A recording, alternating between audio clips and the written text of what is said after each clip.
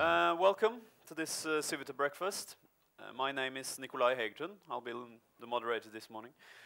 I'll jump straight to the theme. How can we understand the recent developments in Israel? There are, of course, several interesting dynamics. How is the highly unstable region now affecting the possibilities for a two-state solution? Are more extreme settler movements gaining ground in Knesset? And is the settler movement a misconceived form of Zionism?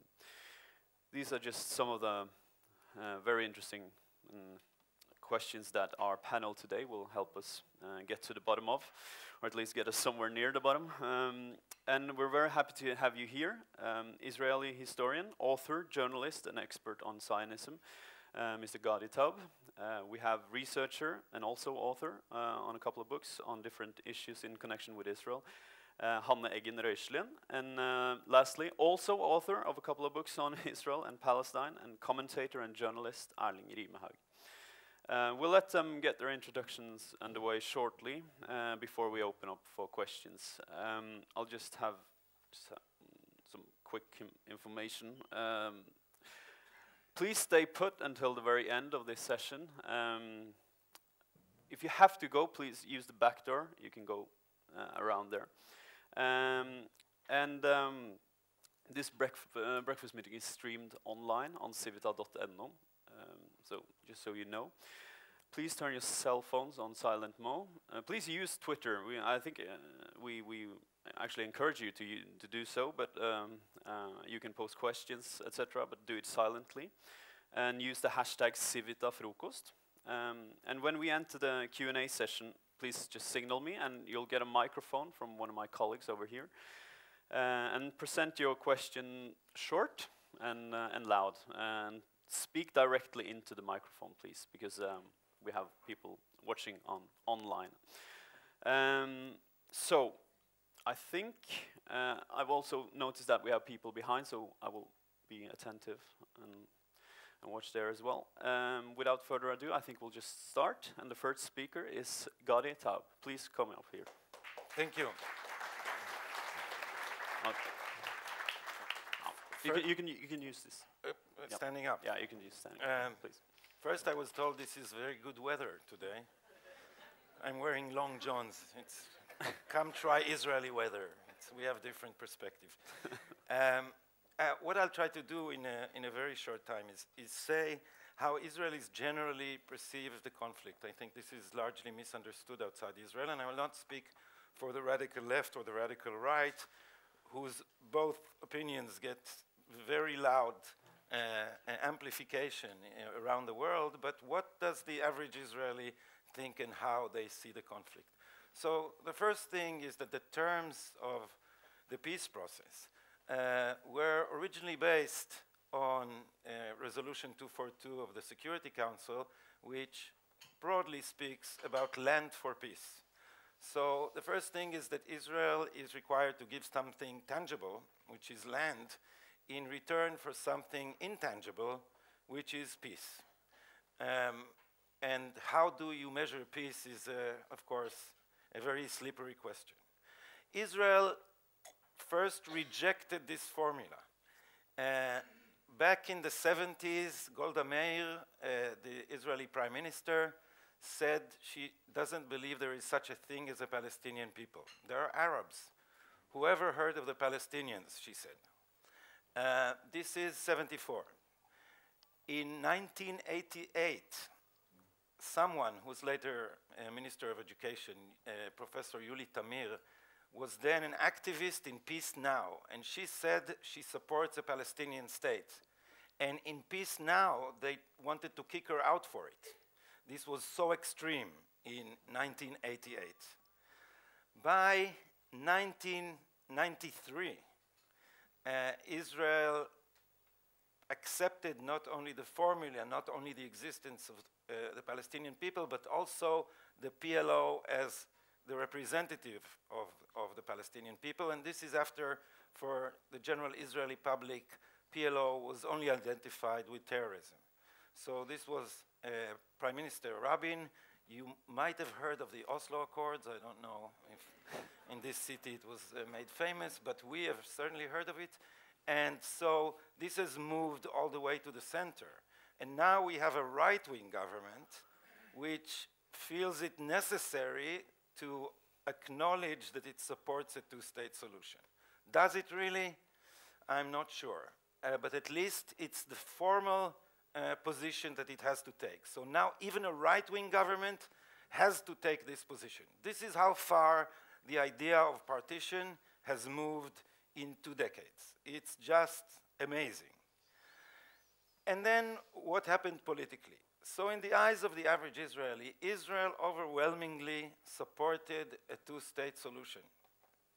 This was after the Intifada, after the Madrid conference, and as I said, in 1993, with the signing of the Oslo Accord, there was a majority who supported it.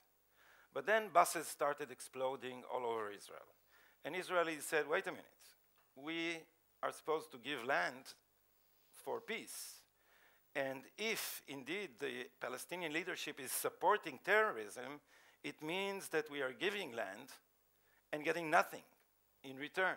And people started saying, how about the Palestinian textbooks in schools? They don't talk about Israel, they don't acknowledge Israel, they keep glorifying terrorists. So is this deal even valid? But people kept supporting the deal regardless. And there was Shimon Peres and Rabin were in a very uncomfortable position. And as you know, Prime Minister Rabin got murdered by a radical terrorist on the Jewish right. So the Oslo Accord was generally considered a failure in the eyes of, I don't want to say all Israelis, but it was beginning to be a majority. Nevertheless, Israel did not reject the two-state solution. It is not the same thing. And so Ehud Barak was elected. And the way Israelis understood this is that Ehud Barak is going to change the policy in saying that the Oslo Accords were built on the idea of creating a favorable atmosphere by going gradually.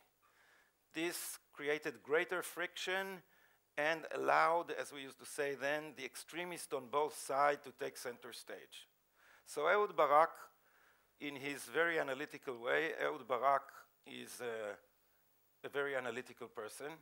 In Israel, we say that the idea of emotional intelligence was invented in order to explain what Ehud Barak doesn't have. So he was very analytical and looked at this like a chessboard, and he said, instead of going gradually and giving the extremists a chance to undermine the confidence-building measures, let's just cut the Gordian knot and go for a full deal. And this was in 2000 in Camp David, and Ehud Barak went beyond what the center in Israel would allow. He just thought that if he presented a full deal, the center would move. But he basically was willing to give all of the territories back, minus something like 6%, which would be compensated through land swaps, and partition of Jerusalem and joint sovereignty in the holy sites. This was, for many Israelis, very, very extreme. It was certainly the outer edge of what Israel would agree to. And then, much to our astonishment, Arafat rejected it. So now came a huge shift in Israeli public opinion, and they said, we're not getting land for peace. They don't want partition. But we still do. And now the occupation started to seem like a burden. And the center began to speak, mind you, in Zionist terms, saying, we are endangering the state of Israel because we will lose the Jewish majority. And if we don't have a partner for a deal, let's just get rid of it. And this took a while to percolate until Ariel Sharon, no less, not exactly the greatest champion of human rights in the known universe, decided to just unilaterally get out of Gaza. And this was a shift people don't understand the enormity of for Israelis. Many of them stopped thinking about the territories as a boon and started thinking about the territories as a danger. So we got unilaterally out of Gaza. Then came the rockets. So the average Israeli thought, they don't want their territory, they want the whole of Israel. This was a move to save Zionism from sinking into binationalism. And the Hamas, who took over in Gaza very violently, the Hamas is irritated by the fact that we left Gaza because it cuts off their leverage in destroying the rest of Israel. So the average Israeli thought they are going to prevent partition at all costs. Still, Ehud Olmert was elected under the premise that Ehud Olmert will do the same in the territories. And the right wing said we will have rockets on Jerusalem and Tel Aviv in our international airport. And Ehud Olmert nevertheless was willing to go for it, and then got in legal trouble, and then came, and I will end with this, the Second Lebanon War. And the Second Lebanon War is very important to understand. This was the end of the idea of unilateral withdrawal from the West Bank. Because this was a demonstration that Hezbollah could send rockets and paralyze a third of Israel from a short border in the north. What would happen, people thought, if Israel is very small. It has 15 miles between Judea and Samaria and the sea. What will happen if Judea and Samaria, the mountains overlooking the plain of the coast, will fire rockets at us? And so this became the end of a thrust to unilateral withdrawal. Now, last two sentences about the situation now. Even those who now support unilateral withdrawal, and there are very few of them, should consider what is going on in the Arab world. And this is almost taboo now to say, even in Israel. But what do you do when Arab nation states are collapsing all over the Middle East? This is the collapse of the very principle of the nation state. How do you create a Palestinian state that is valid, that can survive, when you have radical Islam taking over, like in Gaza, you have danger of permanent civil war all around you, and Israel cannot solve the problem for the Palestinians? In this situation, obviously, the right-wing government has the edge, because it says there is nothing we can do now. So let's just stay put until something changes and we are able to promote partition. Thanks.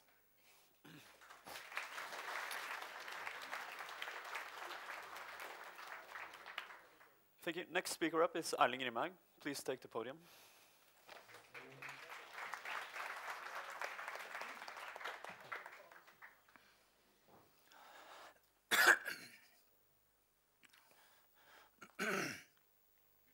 The theme is what's going on in Israel, but I was given the task for talking about the Palestinians.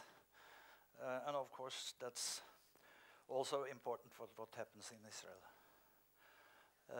My background for saying something about Palestinians is more on the grassroots, from the grassroots level. The last 5 years I've been literally walking through the West Bank several times, and then staying in people's homes and talking to people, and especially I will try to talk to young people.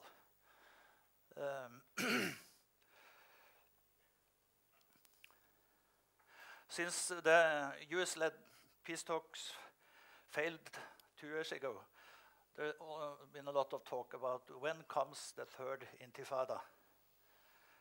And I've been thinking it will not come. Now there was a bus bomb 2 days ago in Jerusalem. Might seem I'm wrong, but I still think we have to see more about what was that bomb about before we can say something about that.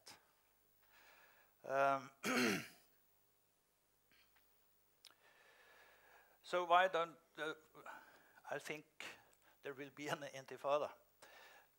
First of all, the Palestinian society, most of them, they still remember what high price they had to pay for the last one.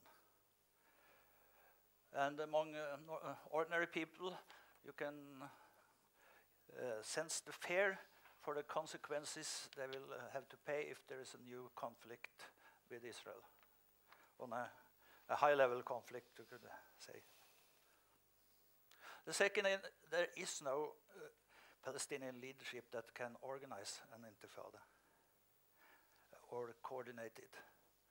The split between Fatah and Hamas, of course, but still, I don't know much about Gaza. I've been there once 15 years ago, so I'm talking about the West Bank. And I've been surprised by how little support the Palestinian leadership has among people. I would always almost say absolutely no credibility. There are polls also showing that more than 2/3 of the population want the present government to go away. They don't, and they think it's corrupt. And also the Palestinian leadership is divided in several factions competing for power. And the elite among the Palestinians, they depend on a good relationship with Israel for their own economic well-being and the privilege they have.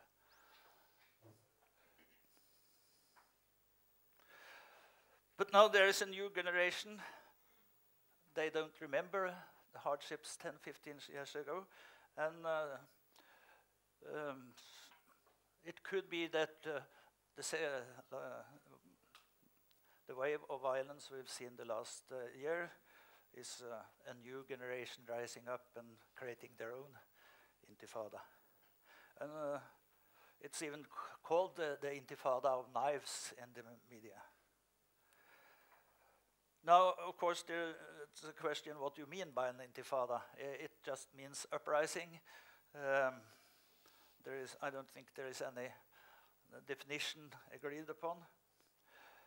But the two intifadas we've had, perhaps one could call what happened in 35 to 37 for an intifada too, but they were very different. The one in the end of the 80s, that was a spontaneous popular uprising, which took the PLO leadership by surprise. It had its own local leadership. They went for non-violent resistance. Well, they allowed using stones, that perhaps not non-violent, but not anything else than stones. That's what they went for. And that gave them a kind of a moral upper hand in the world, especially contrasted with the Israeli response to the intifada. But the second intifada, that was an organized military campaign, in fact, led from the top of the Palestinian leadership then, Arafat. How much he personally started it and so on has been a discussion, but of course he agreed to it and was probably the leader, in fact. So it was organized from the top. It was very violent. It involved terrorist actions against Israeli civilians. And Hamas also was a factor then. It was they who started with the suicide bombings. More than 4,000 Palestinians died in the second intifada. But the common thing with these two is they had a kind of sense of purpose. It was fighting to create conditions for Palestinian independence in some way.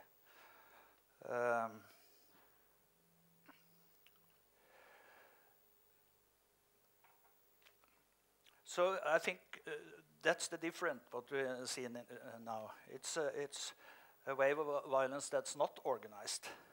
It doesn't have any clear leadership. It doesn't have any clear purpose.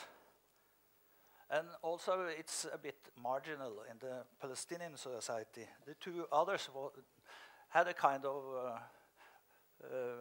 was a kind of a national uprising that involved most of the Palestinian society.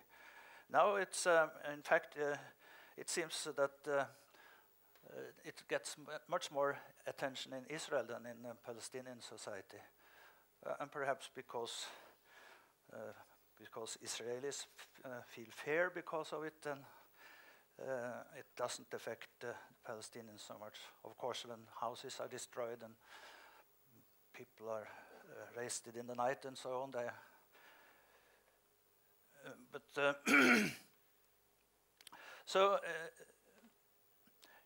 in the media, Israeli media, I often see it painted as something instigated by the Palestinian leadership.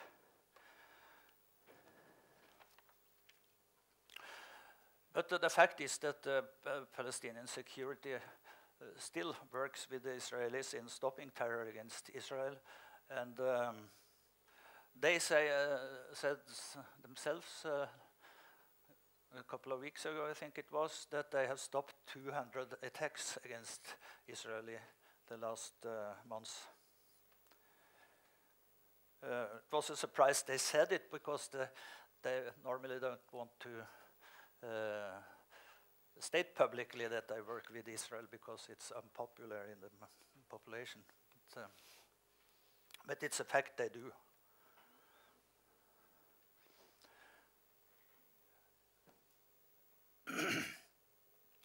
So some people blame the parents of these young people. Why don't they stop them? Why do they encourage them? And I've been asking this several times to people there, and I think I can say that Palestinian parents, they don't want their children to die.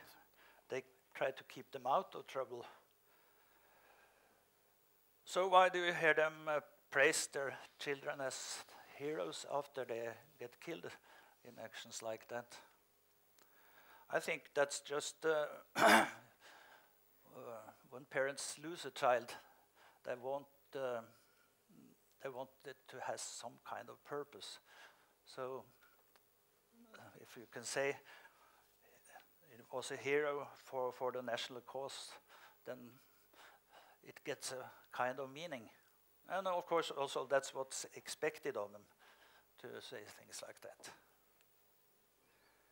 And when the Palestinian leaderships they express their sympathy, they want to show that they are in tune with the people, so they also praise the heroes and the martyrs.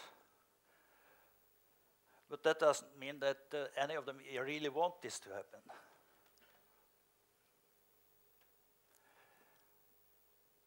But the problem with all this martyr talk is that many of these young people, they really want to become martyrs.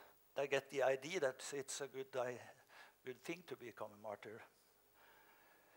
And I think it seems to be a kind of way out of the situation. They don't see a meaning in their life. They feel they are nothing. They want to be something, and if you are a martyr, you are something. That doesn't mean they have a religious motivation.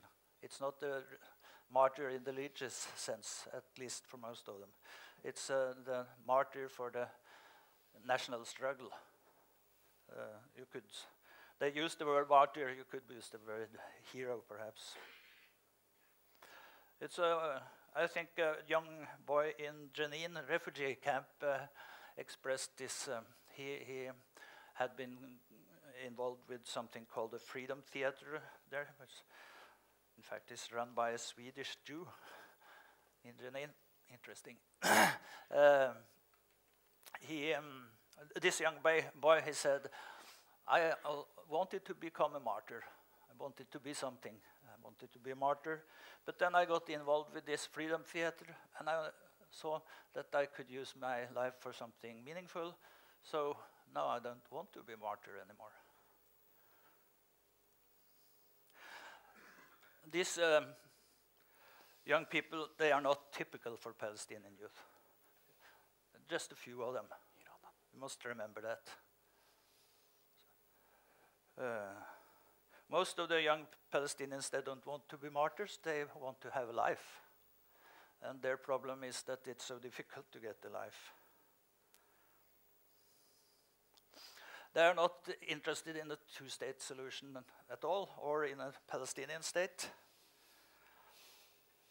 And that's not because they don't want independence or peace, but they don't see it happen. They see the settlements growing, and they are convinced Israel wants to take it all. And they don't see any leaders worth fighting for or believing in. Thank you. The Palestinian government they see as a bunch of corrupt quislings, and most of them they don't have any belief in Hamas either, so there is no one to fight for.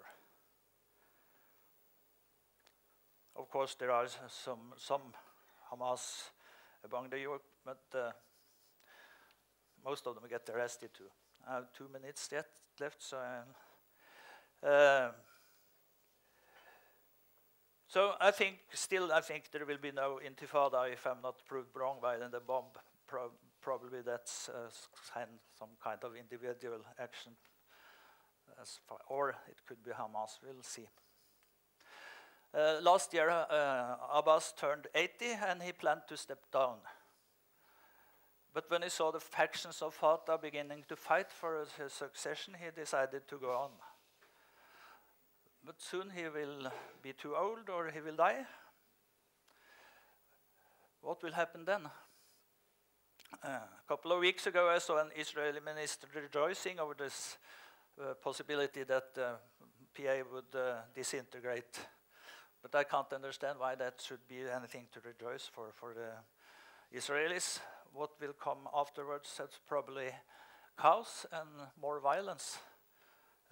Perhaps he hoped to be able to step in and take over, but I don't think that would be, as you said, that would be burden and danger. So, I understand, and I think I agree with you that the Israelis think they have to wait and see. There is no solution. But the problem is, when you're waiting, everything's becoming worse and worse, and possibilities for solution are less and less.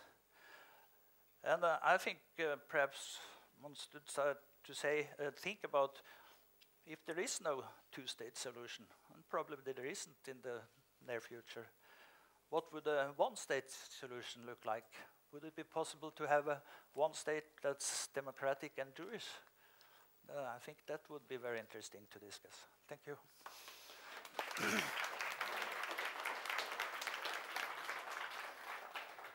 Thank you, Erling. Hanne Eggen Røislien, please. Thank you.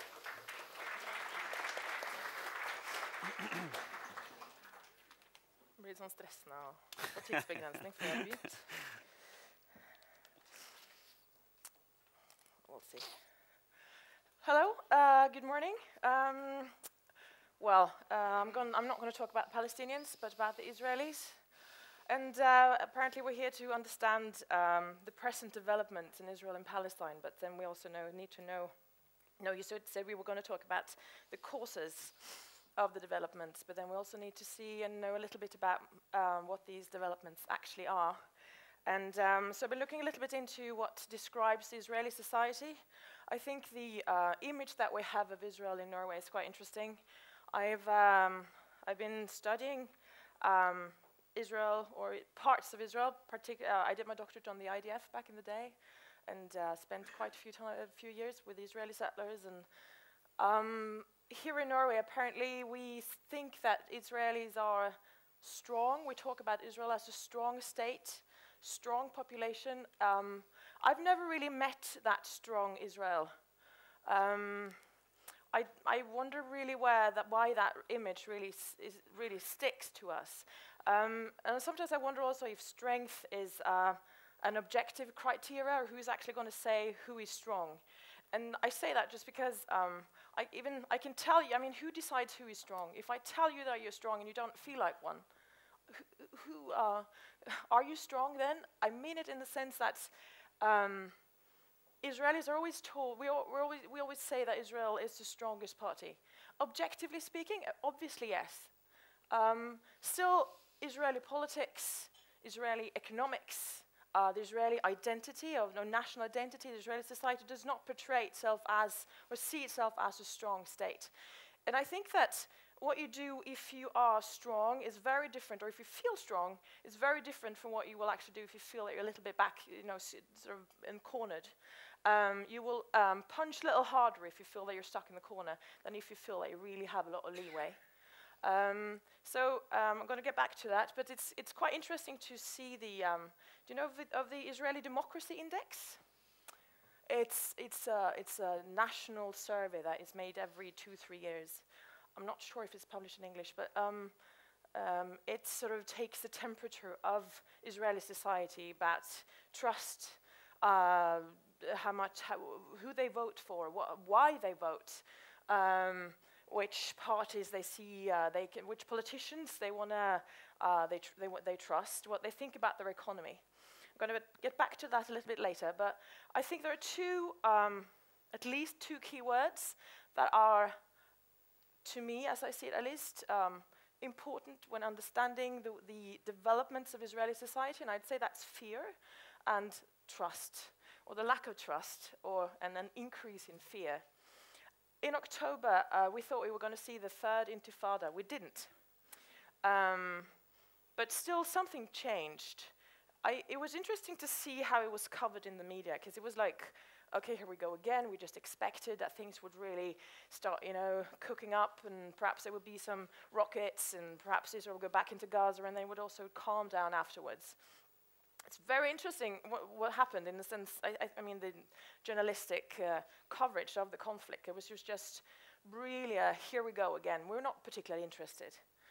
And given also what happens in the rest of the Middle East, perhaps it's not so strange that we do not really pay that much attention to Israel and Palestine anymore. I mean, we have Syria, Lebanon, Jordan. I mean, the whole region is literally falling apart. So Israel and Palestine, we've seen it before.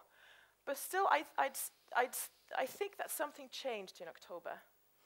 And that's one of, I've just started on a different, let me start on something different. So far, Israelis, particularly Tel Avivians, have been criticized for living in a bubble. Most of you have been to Israel know that Tel Aviv is a bubble. You can literally be in Tel Aviv and ignore the conflict. And so far you can, so that has been possible. From October, that's not really possible anymore, because we saw the rockets, they could come a little bit longer. And Israelis in Tel Aviv and in Jerusalem started saying that they were, beginning to feel the fear that they couldn't really run away from what, one of the reasons why you move to Tel Aviv is really to guard yourself. In Jerusalem, it's more of a conservative, right-wing city. You will move to Tel Aviv to sort of, I'm not going to say to relax, because that sounds like it's sort of a beach resort, but you can sort of pull away a little bit from the conflict. Israelis are criticized for that a lot. That changed in October. There was a survey taken both in November and January, how Israelis in Tel Aviv, their personal sense of fear, how that has changed and evolved over the year. And you see a radical increase after October. also in all of the Israeli population, fear is expressed in so many ways, but you see that's really, or when I use the word fear, I just as much refer to the word of lack of security, sense of insecurity, has increased a lot since October. One of the ways that we can spot that is when it comes to who wants to buy firearms. In October, there was an increase in weapon sales of 30%. There has been a 50% increase in November just of shooting range practice. Pepper sprays have been sold out 5 times nationally. But we also see that what's his name? Internal Security Minister Gilad Erdan, he's approved easing restrictions so that officers with rank of first, I think it was first lieutenant or higher, and NCOs, and anyways, it's much easier to obtain firearms. You see that there's as I said, there was a 30% increase just for applications in October. We see now that it should be possible to obtain a gun license in a week. But the pressure now on those who are giving out those licenses is so big that you will have to wait at least 7 months. So that says a lot about the amount of applications. There's also, just this month, there's been a 50% increase in the demand for pistols. There has been ordinarily been between 1,000 and 1,200 pistols sold in Israel. That's 4 times just so far this year. Interesting. And you can say, I'm not sure if you can think for yourself what I will say about the entire country. But it's also, when it comes to trust, Israel Democracy Index is one, but if you compare it with Norway is a super interesting country to study in comparison to Israel. Israel, Norway, Japan, and the US are like the 4 countries that you should compare. They have their own sort of statistics that match beautifully. Americans, they only trust themselves, obviously. Norwegians, we trust our society, we trust our institutions, we trust the democracy, we trust our neighbors, we trust everything. About 95% of Norwegians would say that, I will never just be left to rotten in the gutter. Someone will come and pick me up. In Israel, 6 to 7% think that someone will come. What does that say to a society, about a society, if you don't really expect that anyone will help you? And that also, Norway, we trust our neighbors. Israelis don't trust their neighbors. They literally don't trust, perhaps they trust their families, but it's just that the lack of trust to anyone. And you see that that's also been quite a dramatic increase since October, in the sense that you don't trust your politicians, you don't trust the political parties. The only institution you do trust is apparently health and insurance companies. Very, very strange. Norwegians don't trust insurance companies. I don't know why. But Israelis also say that about 60% of Israelis, politically, it's a little different if you're on the left or on the right. I will say that we cannot trust the Arab population. We don't think the Arab population has reconciled with us being here. I think it's quite interesting, though, that in spite of all of this, 75% of Israelis say that they will stay in Israel to the bitter end. I think that's quite interesting, actually. But I just have to say, though, that's the difference in how Israelis describe the situation in Israel is just, it really follows so nicely, but that the further to the left you are, the worse you think it is. And the further to the right you are, the better you think it is. And that also matches coherently with, there's in the same statistic, you should really read it, it's super interesting, how many, what do Israelis call themselves? Israelis or Jewish or something else? If you vote, I mean, the further to the right you go, the less you want to describe yourself first and foremost as Israeli. The vast majority on Israeli right, on the right wing, would say that we're first and foremost Jews. Then it's just a small number on the right that would say that we are first and foremost Israelis. On the left, it's really the opposite. About 90% on the left would say that I'm first and foremost Israeli. And then I would describe myself as Jewish, and that refers to what you actually, if you identify yourself with the ethnic group or with the state. Regardless, we see the point I just wanted to make, and I think I've made it, is that you see since particularly the last 3-4 months, quite a dramatic increase in weapon sales, in the demand for personal individual security measures to be taken. You also see quite a dramatic increase in the lack of trust to state institutions. But also following that Israelis, you see it's just year after year after year. They've done the democracy index for the last, I think, 25 years. Israelis trust fewer and fewer and fewer people. Israel is an interesting case to research in that sense, because for us who, I work in the military, and what protracted conflict does to a society over time. And the one thing that we see that just vanishes in states is trust. And that is also the most difficult thing to build up afterwards. You can build up a school, but you cannot make me trust you. So that's what I wanted to say for now. Thank you. Thank you.